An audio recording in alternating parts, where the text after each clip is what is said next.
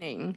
Welcome to our third business information meeting for the Terminal 3 North 2 Concourse Concessions Opportunities. Before we get started, I'd like to introduce our Chief Revenue Officer and Assistant Director, Roxanne Favors, and she'd like to kick off the event with a few words. Good evening. As Janet said, my name is Roxanne Favors, and my role here at the Phoenix Sky Harbor Airport System is I'm the Chief Revenue Officer. So with that, I'm responsible to lead the strategic and business initiatives that grow our aeronautical and non-aeronautical revenue. And for non-aeronautical, that includes our property management for land that we own, airport concessions, our rent-a-car, our parking services, and our commercial advertising. I just wanted to share that last year, these lines of aviation business accounted for an annual revenue of over $580 million. I also provide strategic leadership to not only to our business and properties division that includes our concessions team, our contracts and services, which includes our procurement team, design and construction services, planning and environmental divisions, as well as I have strategic leadership over our air service development program and strategic land initiatives. I want to thank you for taking the time this evening to meet with us for our business information meeting. I know your time is valuable, and we've tried to do a mix of different times of day and different days of the week to be able to make sure that we've reached out to meet our potential business partners where you're at. So I really appreciate those not only in the room attending today's meeting, but those of you that are online. I want to take a moment to share a little bit more about Phoenix Sky Harbor and also the Phoenix Aviation Department for those that may not be familiar with us.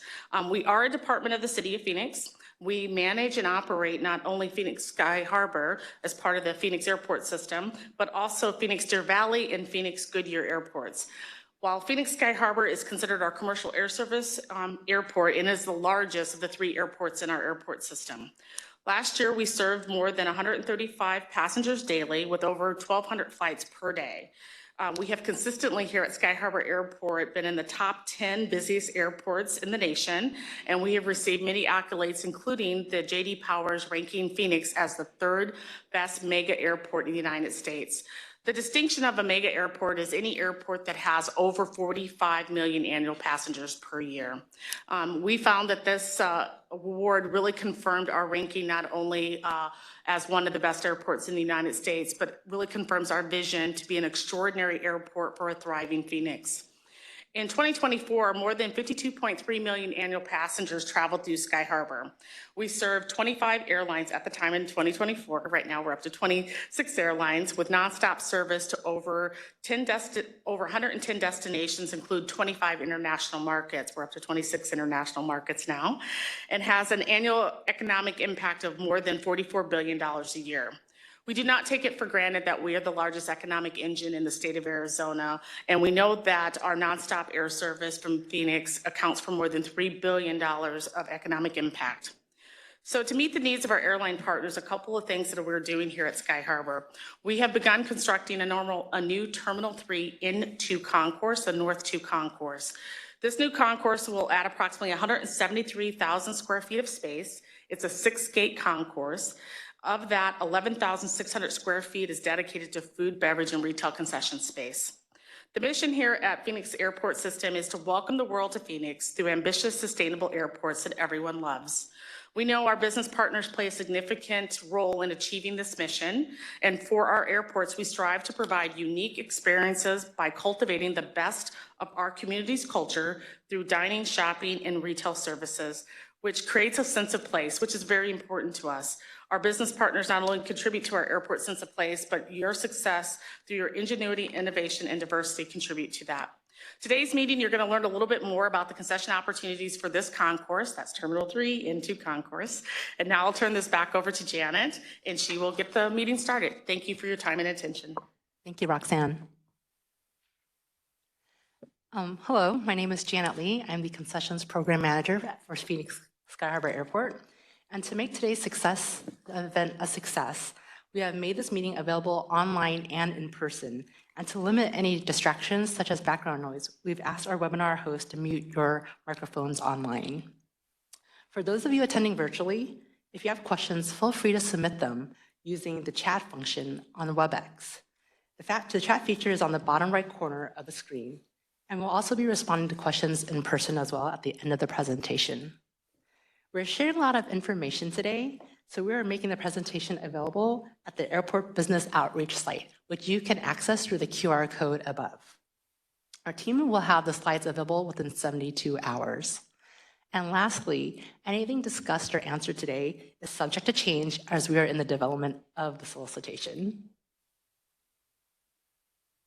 So today's agenda includes an overview of Terminal 3 and the upcoming concessions opportunities, revenue contract solicitation details, and you'll hear us reference revenue contract solicitation, or RCS, throughout the presentation, which is really the city's competitive process when soliciting for revenue contracts. It's essentially the same as an RFP or request for proposal. We'll then follow with the small business outreach requirements and then gathering your feedback about the concession design and conclude with a Q&A session. So aviation is a department within the city of Phoenix, and the department operates Deer Valley Airport, Goodyear Airport, and Sky Harbor. And within Sky Harbor, we have Terminal 3 and Terminal 4.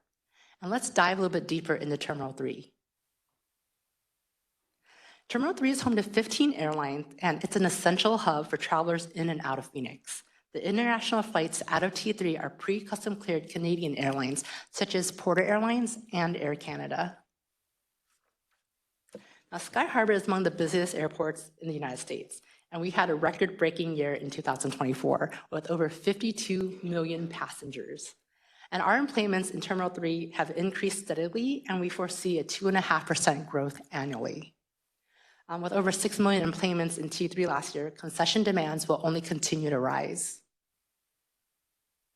Now, here's a map of the current concessions at Terminal 3.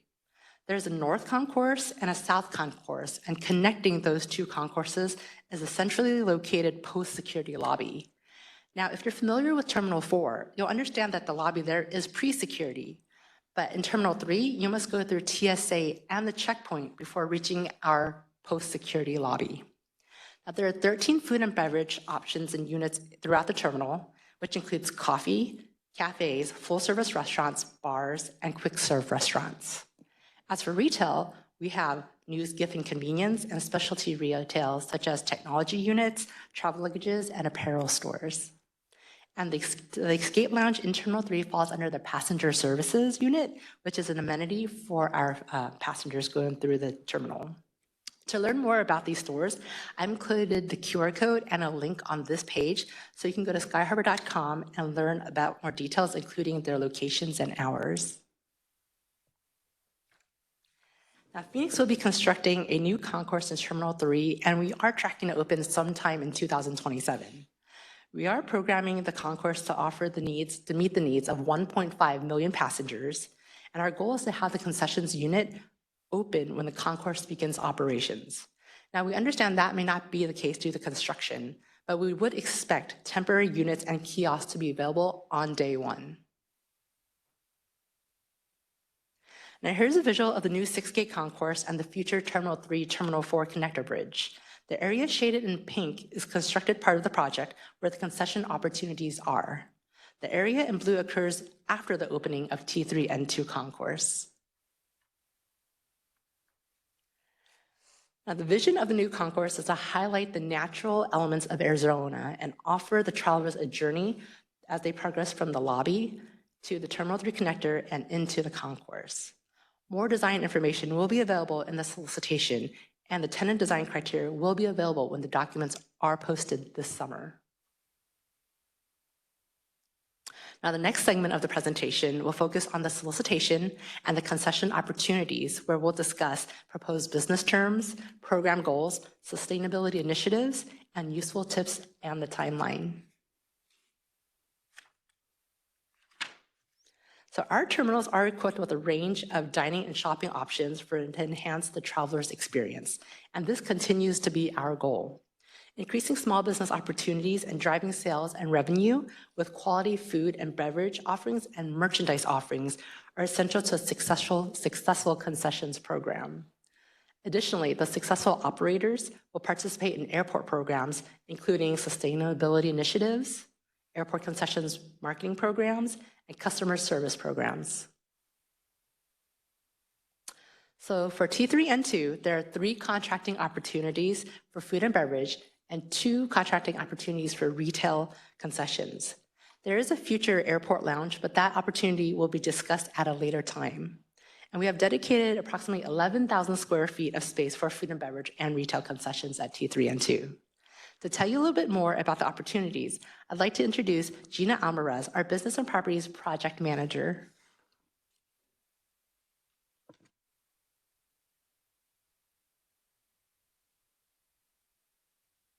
Thank you, Janet. Good evening, everybody. My name is Gina Alvarez. I'm a project manager with Food and Beverage. I will be presenting information on food and beverage packages as well as retail.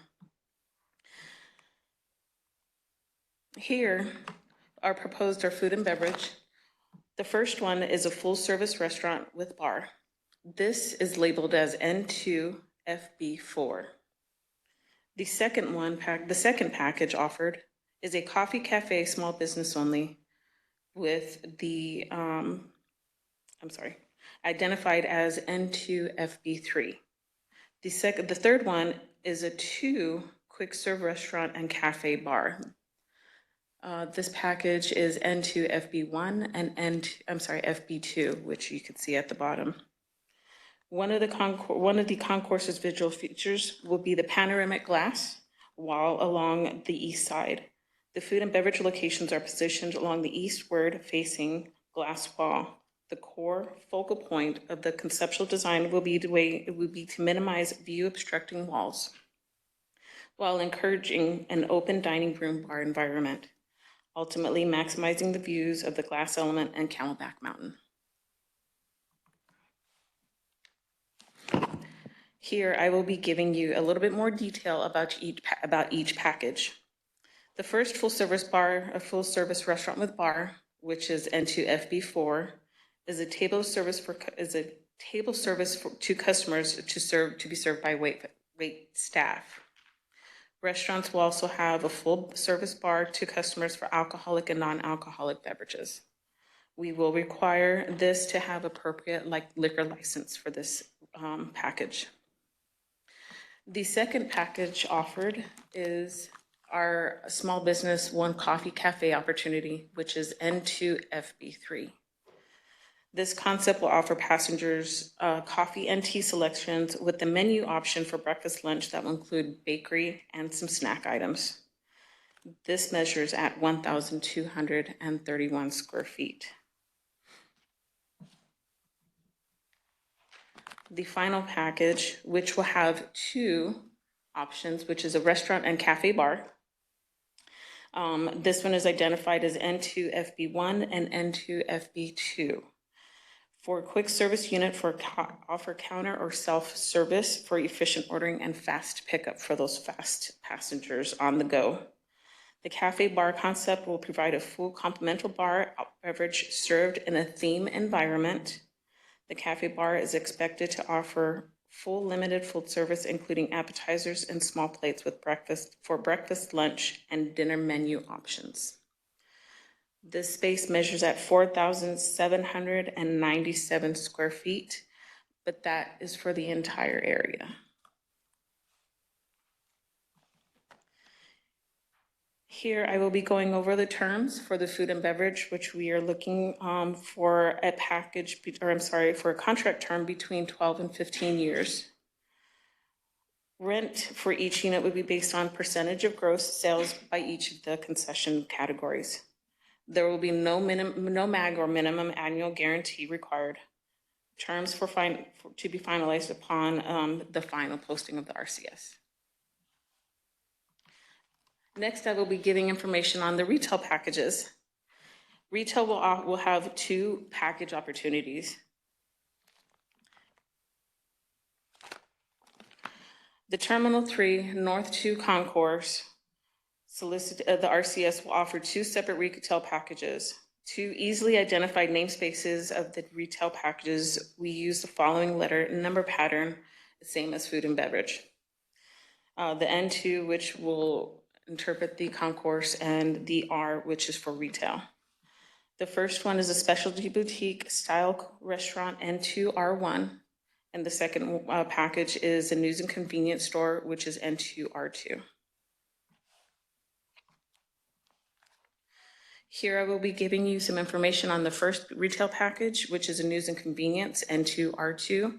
This will offer essential merchandise that passengers can purchase quickly and efficiently with touchless and contact checkout capabilities. This store is located along the east-facing glass wall next to the small coffee cafe. The second package for retail is a retail boutique style store, which is a store within a store. Concept a retail arrangement where a variety of brands and products can be featured in areas dedicated in areas of the store. Proposers should be creative and make a shopping experience more convenient and enjoyable, allowable for brands to shine in the concession space. This concept is measuring at 3,273 square feet. The shopper's experience is inviting, creative, convenient, and enjoyable with local and national brands highlighted in the store. The proposed business terms for the retail will be between 10 and 12 years. Rent for each unit will be based off of percentage of gross sales by concession categories. There will be no minimum annual guarantee, and the terms will be finalized upon the RCS, which are subject to change. Here are some solicitation details, some evaluation criteria. The aviation department is part of the City of Phoenix as a government agency. We are required to conduct a request for a proposal or an RCS, in this case, a revenue contract solicitation process, for the purpose of transparency and competitiveness. This process includes the evaluation criteria,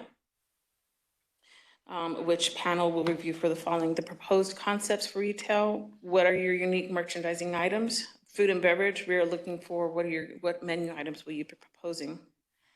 Design and quality, we will look for a unique design and concept, or what will your concept bring? Market management, operations, and technology plan, providing what your plan is for your business and how will your technology elevate our passenger experience. Last, we still have your experience and qualifications, as well as your business plan. Really, this is for you to stand out. This is for you to present what your business is about and what it stands out from others.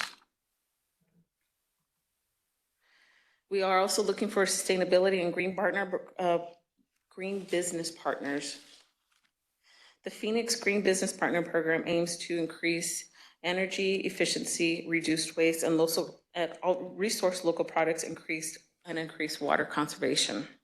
Our tenants doing this by utilizing Energy Star appliances or LED lights, minimizing waste through recycling and composting strategies, or using recycling building materials for initial build-outs and midterms, eliminating styrofoam sources from all local businesses, and reducing water consumption. Active participation in the Green Business Program is highly encouraged and enhances Phoenix dedication to the environmental sustainability.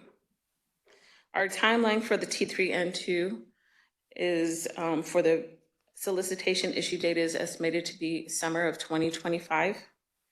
With the pre-proposal meeting is estimated to be fall of 2025. Proposal due date is to be determined still for this year, and the City Council award date is still to be 2026. All revenue contract solicitation dates are subject to change. Some helpful hints about the solicitation process. Please be mindful of these 4 steps. Read the entire solicitation. Make sure you understand and know all the details, including lease agreements and all exhibits. Attend pre-response meetings. Pre-response meetings are estimated to be later this year in the fall of 2025. Monitor the questions. Be sure to keep an eye on that in case anybody asks questions, or be watchful of the submission deadlines, because that could also change as well. Review addenda for Q&A changes and any new information. All submitted proposals are given the same unbiased review. Proposals must be responsive and in the city approved submittal format, which will include an on-time submission, page limitations, and organization information details. Proposal missing any published requirements may be deemed unresponsive and ineligible for continued consideration. Here are some resources or some QR codes for you. The first one is airport statistics, which will provide you information as far as daily flights or passenger information. Aviation business website, which will also give you information if you have about the airport. Useful tips could be for the proposal, or if you have any questions about further solicitations. Any of our aviation outreach events, which will present all of the outreaches going on currently and past. And then the city certification and compliance system are also shown. Please use these QR codes for supplemental information about the airport and doing business with the city of Phoenix. The next segment I would like to present Jackie Ramirez. Thank you, Gina. As Gina mentioned, my name is Jackie Ramirez, and I'm the Business Diversity and Accessibility Assistant for the Aviation Department. In my role, I assist our Small Business Engagement Manager with oversight of our education and outreach initiatives with small businesses interested in working with our 3 airports. We coordinate outreach events like the one you're attending today. I want to thank you all for attending today's business information meeting. If you missed any portion of today's session, the presentation and recording will be made available on our outreach page within the next few days. The QR code on the top right of this slide will link to that website, and it also includes information about other outreach events that we have coming up. Below is a QR code for our aviation business website. Here you will find information on a variety of things like business opportunities, the security and badging information, as well as career information and more information available that you would need. I also want to share information on how to get signed up for our aviation department interest email list. The interest list is used to send notices on upcoming opportunities as well as outreach events. If you would like to start receiving emails from us, you can email buzzops.aviation@phoenix.gov and make sure to include the following information: your company name, email address, where you would like the notification to be sent, and identify the areas of business that you're interested in receiving information on. You can also use that email just to reach out to us with any questions, concerns, if there's anything you would like to follow up on. The next segment of our presentation will be led by the city's Equal Opportunity Department. We partner with the Equal Opportunity Department to manage our federal ACDBE and DBE programs, as well as the city's SBE program. With that, I would like to introduce Jana Evans, an Equal Opportunity Specialist that works very closely with us on ACDBE matters, such as compliance, monitoring, and outreach. Jana will be providing an overview of the outreach requirements for this RCS opportunity. Jana is also joined by John Islas from the Equal Opportunity Department, who will also provide some information on our small business certification programs. Thank you for being here with us, and I'll turn it over to Jana now. Thank you, Jackie. So my name is Jana Evans. I'm with the Equal Opportunity Department, and I am an ACDBE compliance specialist. So the purpose of my presentation today is to provide information about the small business outreach requirements and information about opportunities to participate in concession contracts at the airport.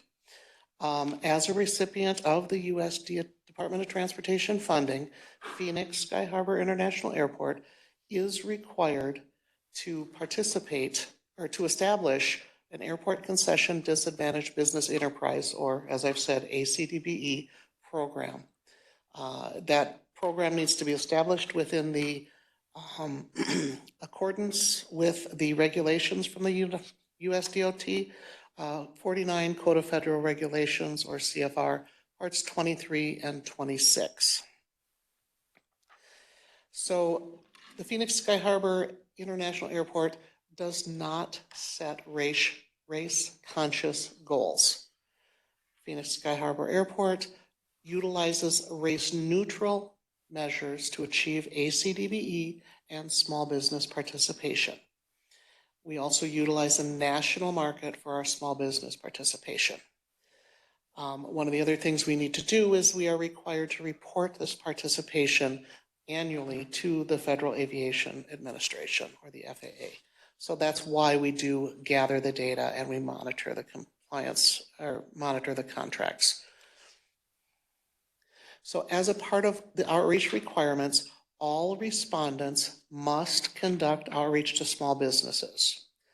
Besides food and beverage or retail providers, other opportunities to consider could be suppliers of products, suppliers of goods and services, uniform services, and janitorial services, just to name a few. I've included in the handout here that you'll be able to access later, the small business directories.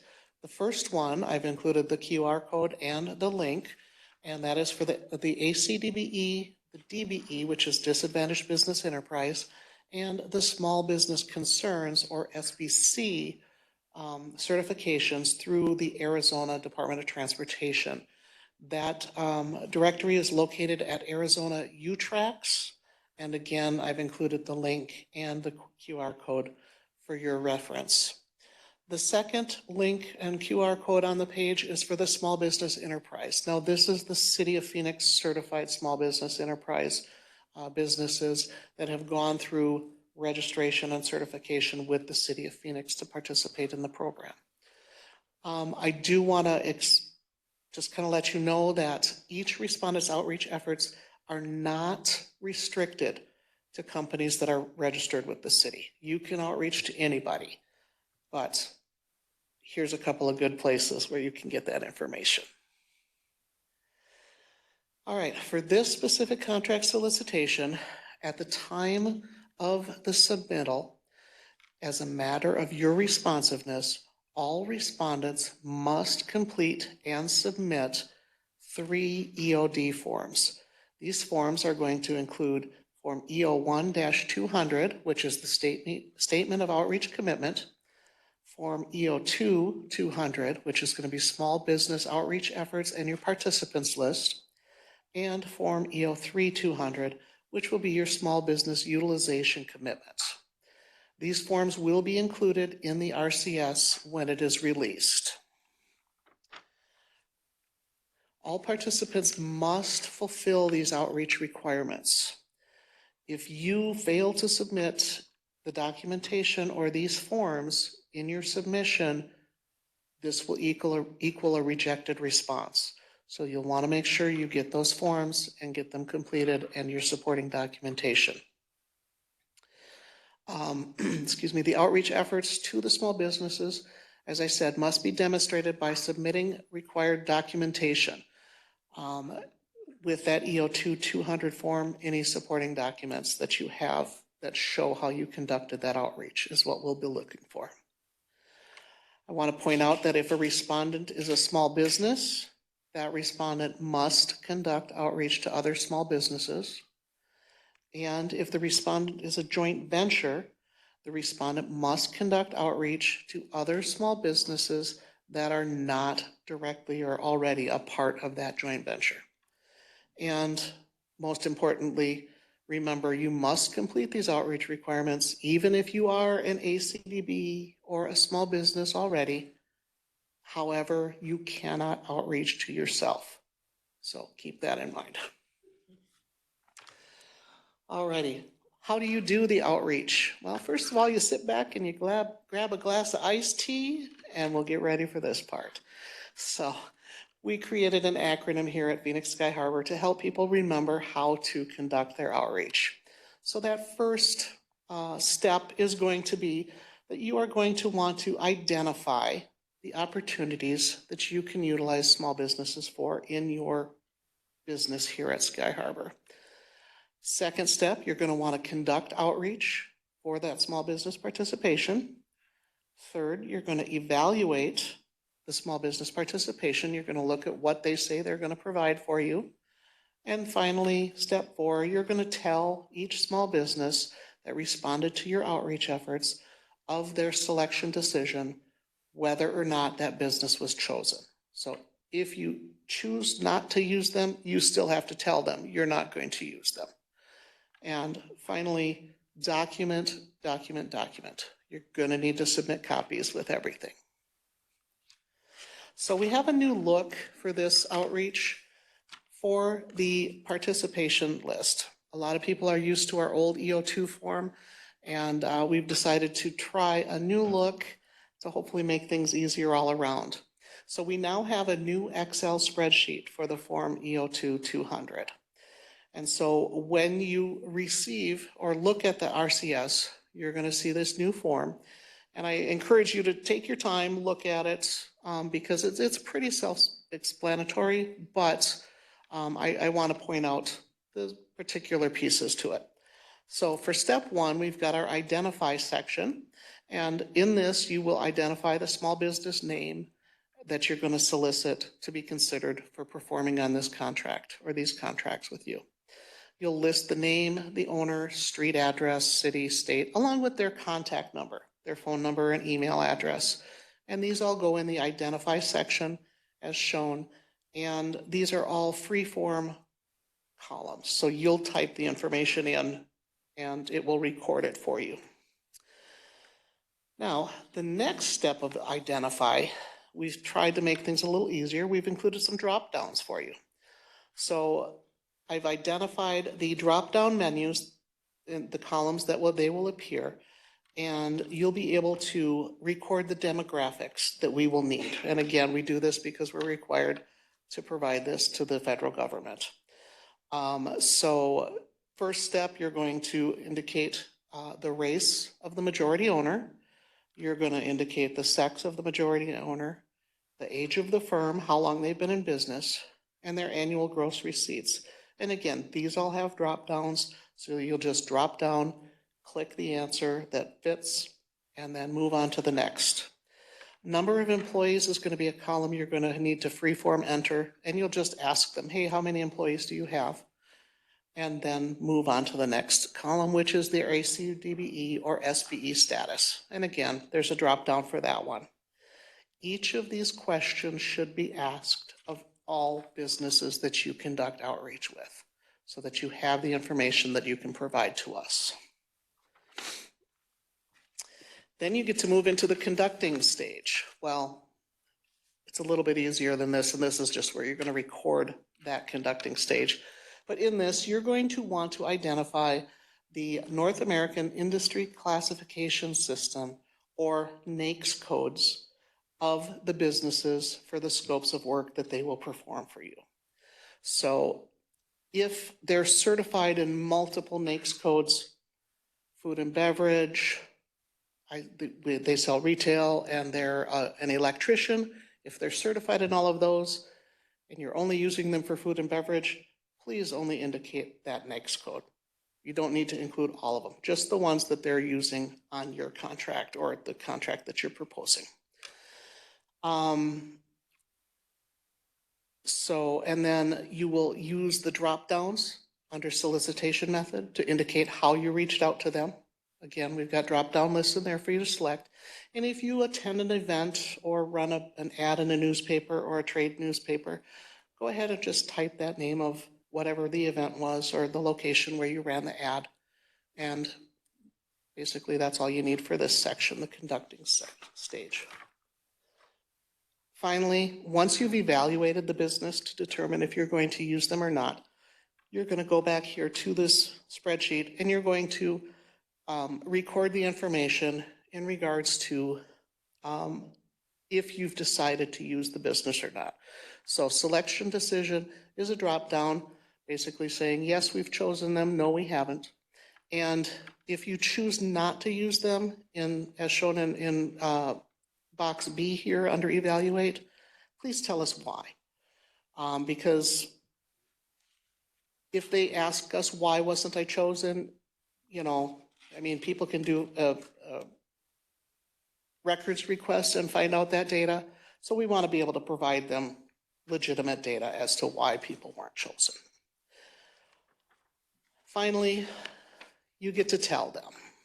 So after you've evaluated them, decided whether you're going to use them or not, you're going to turn around and tell them. So under that final solicitation outcome communication, again, there's a drop down where you're going to indicate how it is you told them. And you're also going to, in column B there, you're going to put, who did you tell? So that way we can see if you're telling the owner of the business or, their general manager or someone like that. So that way we know if people come back to us and say, I never did this, we can say this is who they talked to. So just kind of backup for us to be able to answer questions that we may get asked. So we hope that the changes to the forms will make your reporting easier when it comes to your submission. But keep in mind, you're also going to include that documentation, such as copies of the emails, or if you do an email blast, a fax blast, any advertisements you may run in any trade papers or whatnot, you'll need to include copies of that. And also, after the solicitation, once the transparency window is closed and the solicitation is awarded, if you want to provide feedback to me on the form, I will be happy to take it. So just want to find out if this is going to be a form that works better, because it may work better for us in our reporting with the FAA. So next, all successful respondents. So once this gets awarded, all successful respondents must fulfill the ACDBE program requirements and shall comply with the ACDBE program plan and with 49 CFR Parts 23 and 26. You will also need to track and report all ACDBE and small business participation that occurs as a result of some of these activities. And you will need to enter that data and supporting documentation monthly into the Phoenix Certification and Compliance System. I've included the link, and we also have the QR code for that. Final step in compliance for monitoring, we have the annual small business participation plan. So each year, the successful respondents must submit an annual SBPP, or Small Business Participation Plan. This will happen by the anniversary date of the contract execution date. This SBPP will detail the successful respondents' continuing commitment to outreaching to ACDBEs and small businesses in the communities. In advance of the anniversary date, EOD will send the template for the Small Business Participation Plan to the successful respondents for completion. This concludes my section on the small business outreach requirements, and I'd like to introduce John Easlis for the Certification Division to provide more information about certification with the city. Thank you. Thank you, Jana. Hello again, and thank you for being here. I am also an equal opportunity specialist, but I specialize in certification. I'm going to give you a brief overview of the certification programs for small for-profit businesses attending that may want to apply. There are two types of certifications I will be discussing. The first is the Federal Disadvantaged Business Enterprise, or DBE program, and the second is our local Small Business Enterprise, or SBE program. The Airport Concession Disadvantaged Business Enterprise, or ACDB, you've been hearing about, is a designation within the DBE program reserved for businesses that serve the traveling public. Both programs are regulated by the Federal Code of Regulations.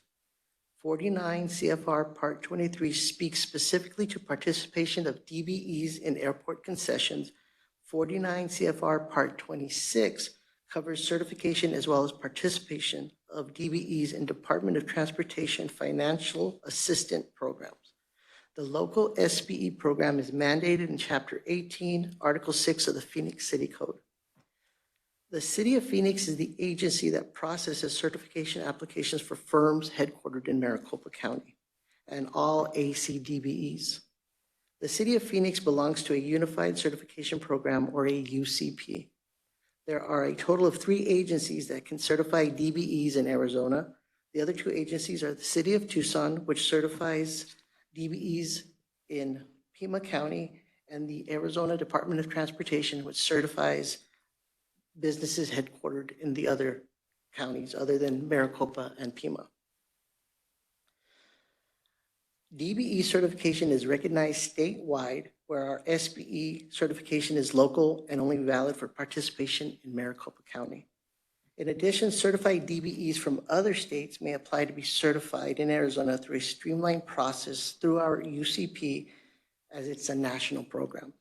DBE firms are sought after to meet goals on federally funded contracts, not only through the City of Phoenix, but also through surrounding cities and other government agencies.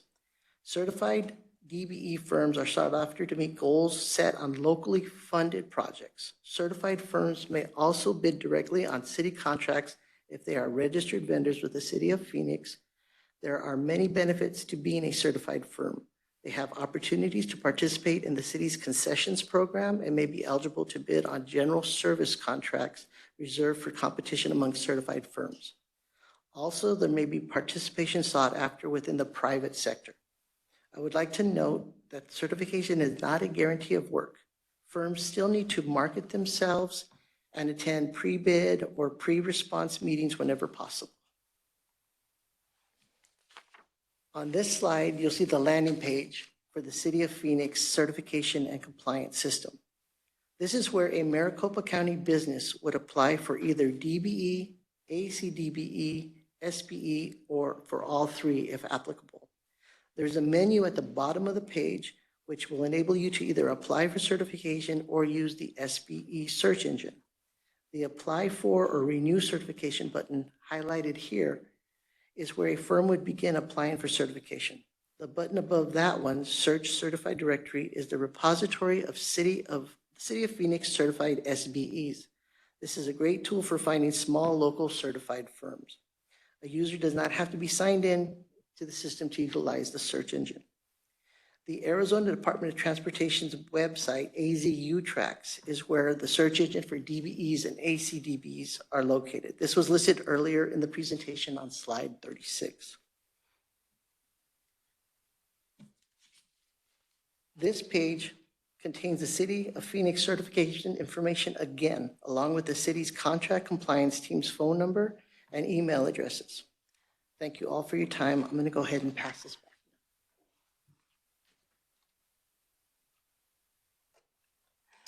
Thank you, John. Now, we're anticipating to post the solicitation later this summer, and after the procurement process, we will then seek council approval in early 2026. So before the solicitation hits the street, and what is really great about these business information meetings is that we're not under the solicitation transparency policy, or what we know as the cone of silence, which gives us an opportunity to have open dialogues with you and gather your feedback. So let's pivot a little and talk about the concession design at N2. There are elements in the design we'd like to seek your input on. And the slides shown earlier are examples of the concepts that align with our design of an open marketplace. So the design concept shared today is conceptual phase and is subject to change. And while we do value your feedback, we can't guarantee that the suggestions given can be incorporated into the final design, because any adjustments will have to be based on feasibility and operational requirements and aligns with our project goals. So I'll go through the three design options before we'll open up the floor for our interactive part of the meeting. So what we learned earlier is that the FB2 location is currently designed for a cafe bar with food offerings. This location is approximately 2,400 square feet. What we'd like to know is, what is the optimal back of house space for this cafe bar? Here's option one, which shows a back of house space of 447 square feet, shaded in pink in the right diagram. Here's a picture of option two, where the back of house space increased to 624 square feet. If we increase the back of house space, the bar and seating area will be decreased by 177 square feet to accommodate for the additional square footage for the back of house. Excuse me. The second design option is between the two retail spaces. Right now, R1 is planned for a specialty retail boutique style unit, and the R2 location is slated for news, gift, and convenience. We want to know which location you may think is better suited to have the specialty retail and which location is better for the news, gift, and convenience, and why. Here's a photo of the R1 location, which is approximately 3,200 square feet, located on the south side or south zone of the concourse. Now here's a look at the R2 location, which is currently programmed for the news, gift, and convenience store, located at the central zone of the concourse, and it's approximately 1,200 square feet, and it's an open space concept.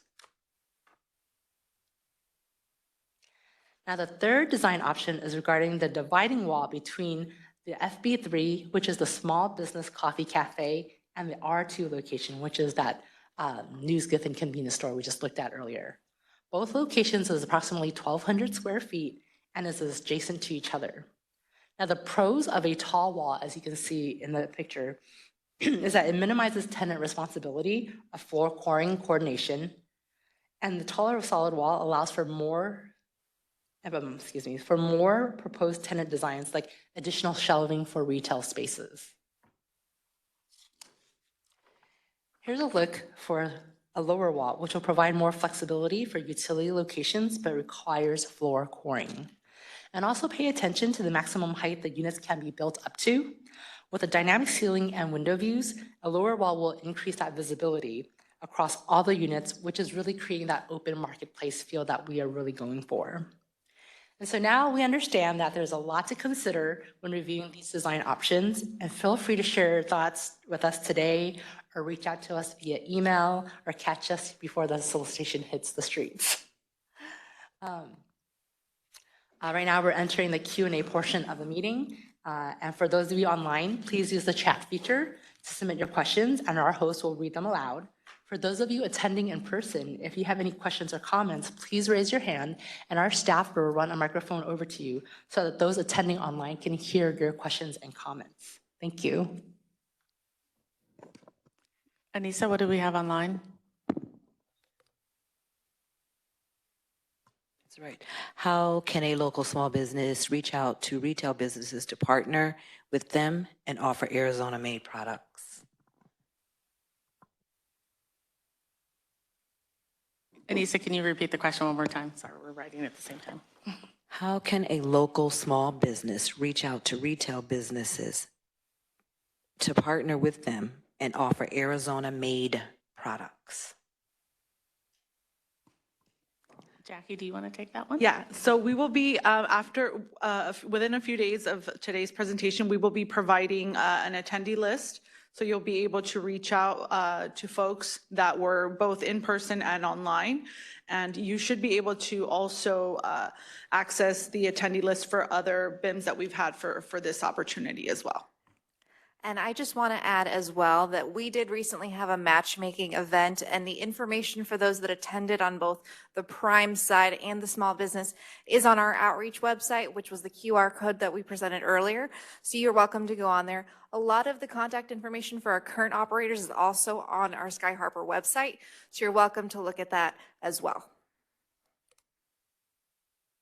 Anissa, do we have another one? Yes. Does the small business need to be a local Arizona business? Jana, do you want to take that? Yes. The small business does not need to be a local Arizona business. Through the ACDBE program, we do certified nationally. It would need to be, if it was an ACDBE, they'd need to be certified here in Arizona also for that participation to count. For small business, we don't have a certification process for those out of state that are small business. And that's something that I would need to speak with my supervisors about in regards to that. But no, I don't. We're not able to, through our program, we're not able to limit participants to only the Maricopa County area. So I hope that helps. We have a question up front. 1 second. Gotta wait for the microphone. Thank you. Hello, thank you everyone for your time and for letting us all be here today.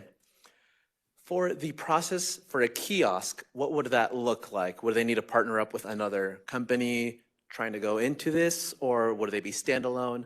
What does that process typically look like? Please and thank you. Great question. For the kiosks for the Terminal 3 North 2 concourse, those are the temporary units that will be available during construction part of the process. So the successful operators will have to seek out any tenant or so if they want to do the kiosk for that opportunity. However, we do have a kiosk or a small business, excuse me, it's been a while, micro restaurant and kiosk opportunity coming out on the street this summer as well in Terminal 3. And with that one, sorry, your question is how the process is, or? Yeah, or where I could find more information to follow that process. Perfect. Yes, please. So then you'll follow our link. You can get on the interest. There's the interest list that you can join through the QR code. There, we can exchange our information as well. And you can always check out the phoenix.gov/solicitation site as well with future upcoming opportunities. And we'll keep in touch on the new solicitation. So the micro restaurant opportunity has not been released, so we're not under the cone of silence.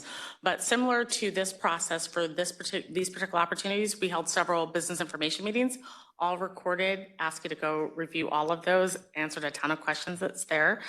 So that was our entree into having a standalone program for kiosks. Janet had said to keep your eyes out because we continue to look and explore that possibility to supplement all of our concessions and other places. As she was pointing out, the kiosk that we're talking about here is during the temporary period of time where they're doing construction, because we do anticipate that we will have the concourse open in live operations before we'll have all of our stores open to serve that concourse. And so similar to approach that we did on the last concourse we built, we had temporary units that operated while the construction of the permanent units were undergoing. Appreciate it. Thank you so much. I believe we have one more online. Yes, there is. So the question is there a minimum length of time in business or gross dollar revenue to be considered to add products into an existing retailer?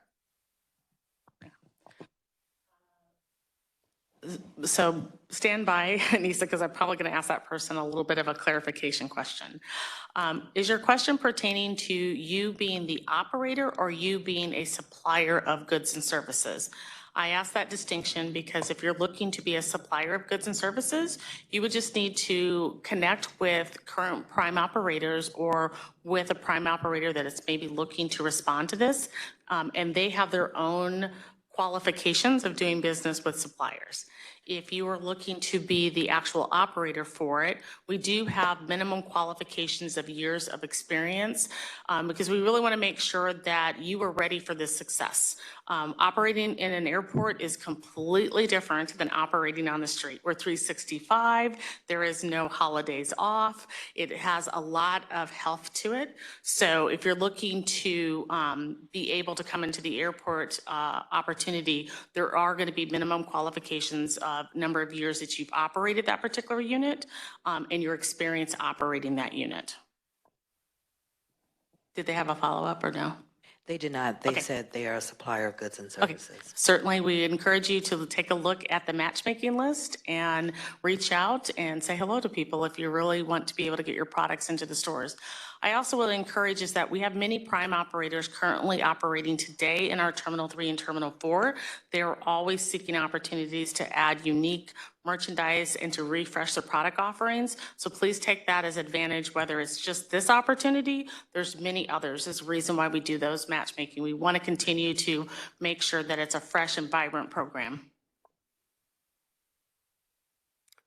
Hi. Hi there. How you doing? Are you enjoying this weather? Absolutely.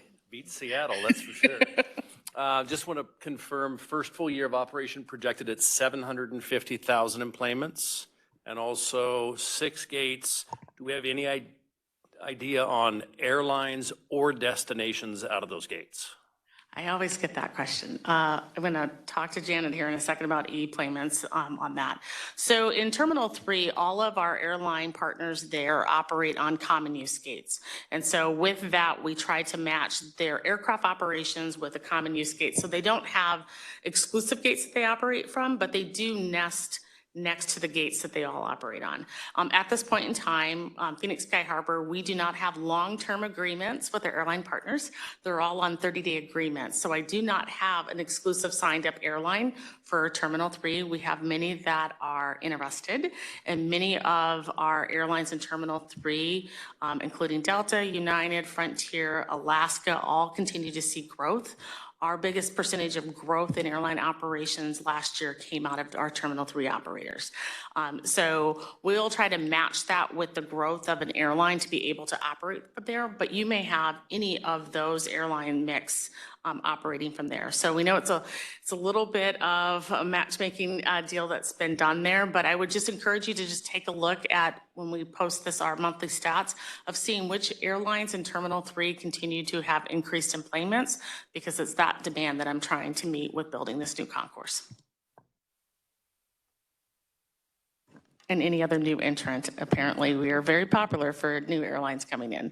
And But it the is- 750,000. So the employments we're targeting is about 1.5 million passengers employments for the first about 5 to 10 years. Yeah. And then it is 6 gates. This question is probably for Janet.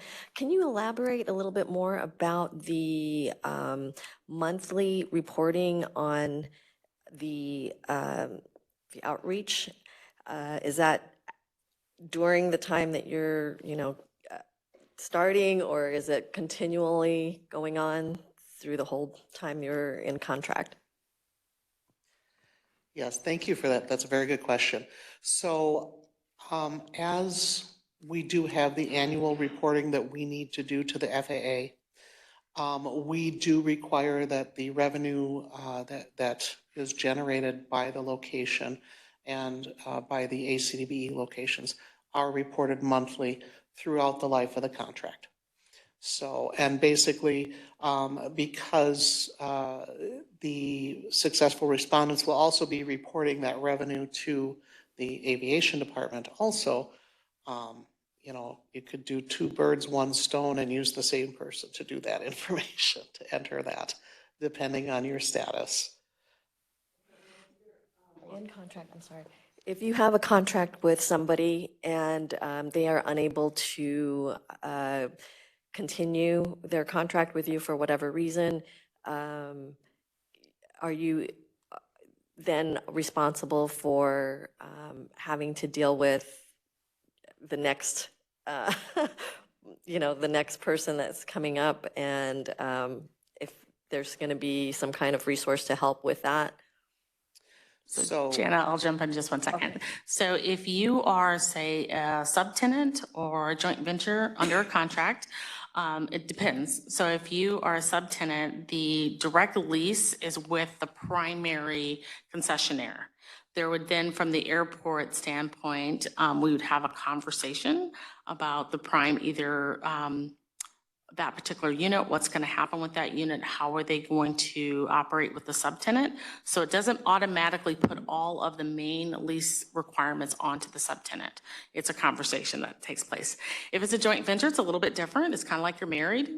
So it would be a conversation with all the joint venture partners on how they are going to do that. If one joint venture partner is going to buy out the 51% partner, then yes, all the lease terms would continue over to them, but we would have to work through changing over who is the main person on that contract. So it depends on your contracting relationship. So we wouldn't automatically spring it on you. There's always going to be a conversation. The next question, can you please discuss the rent percentage you mentioned earlier for quick service restaurants?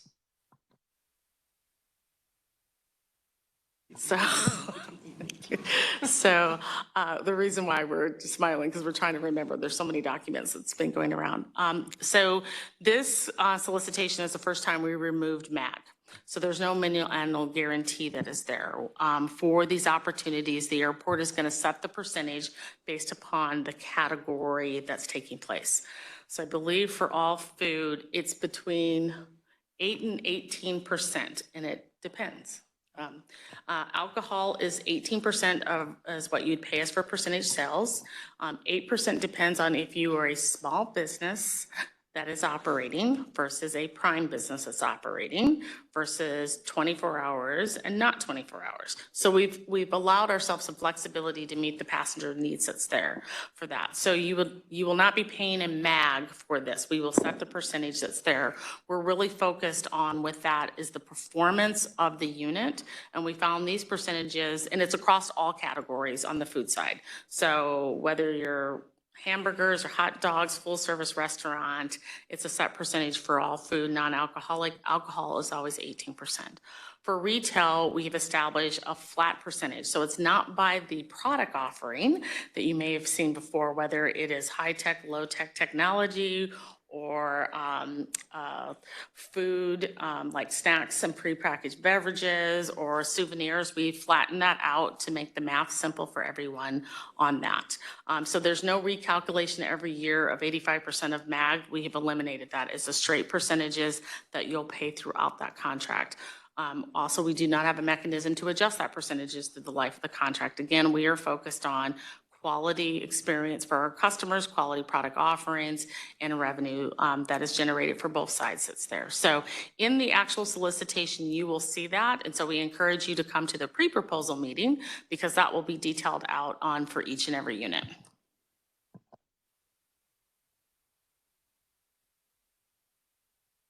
Anyone else in the audience that have a question? Okay, this doesn't seem like to be any more questions, but for all my business and property staff members, can you raise your hand that's in the room? Don't be shy. Okay, so I point them out, raise them one more time because everybody's turning around to take a look at you. Okay, I point them out because if you have any additional feedback, we will be sticking around here until 7:30 this evening. Please go ahead and grab our teammates and give us feedback. If you want to think about some of those things that we've shared on the different units, you can either email us, that is on the email. Want to go back one? Okay. That email, that QR code to let us know your thoughts. This is the period of time that really helps us put the document out there and get that feedback for that. If you have any questions about the procurement process, Jackie and Sarah are here. They'll raise their hands and they will talk about that. So until we actually set and release the document, we are free to talk to you.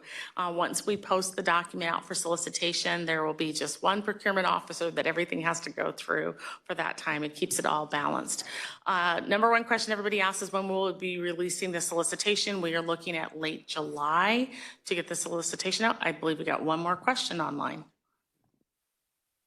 Besides the rent, is there any other fees for retail operations such as construction or design? Yeah, so you will have to do the build out. These will all come with the ability that you'll have to do the build out. What we will do is the base building is bring power and electric depending on the type of unit to the lease line. So you will have to bear the construction and the design costs for that. That's why we have a tenant design process.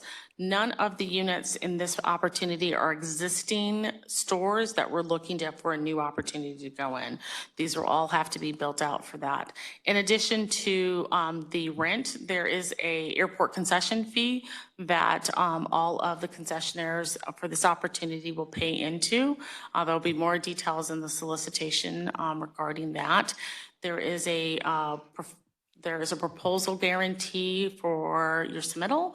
That way that we want to make sure that everyone that is serious is proposing on the opportunity. And then there will be a security deposit or performance deposit for the ongoing of the contract.